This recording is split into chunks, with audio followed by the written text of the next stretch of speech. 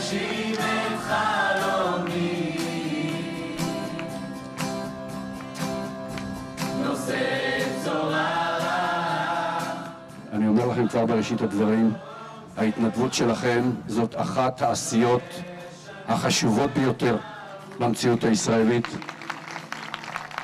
וניתנה לי זכות גדולה להשתתף במפעל הנפלא הזה, ואני אומר כבר עכשיו, אני מודה לכם לא רק בשמי, אלא בשם כל אזרחי מדינת ישראל, אלה שיודעים על מה שאתם עושים, וגם אלה שלא יודעים. רק בגלל הרוח, בתוכי, במוחי, בנשמתי, רק בגלל הרוח, בתוכי, בדמי, בנשמתי. כולכם, המתנדבים והמתנדבות, הצעירים שיושבים כאן לפנינו, אני מסתכל עליכם ואני אומר לעצמי, יש כאן משהו שלם מאוד באירוע הזה, משהו מאוד שלם ויפה. אני רואה פה יהודים וערבים, בנות ובנים, צעירים מן הפריפריה ומן המרכז.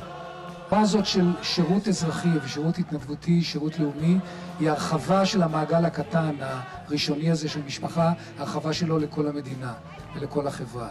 אתם הופכים את הקשר בין הפרט למדינה לקשר מעגלי. לא רק דורשים, לא רק לוקחים, לא רק מקבלים, אלא גם נותנים, תורמים ומכבדים את המדינה בעצם הפעילות שלכם. ועל כך תבורכו.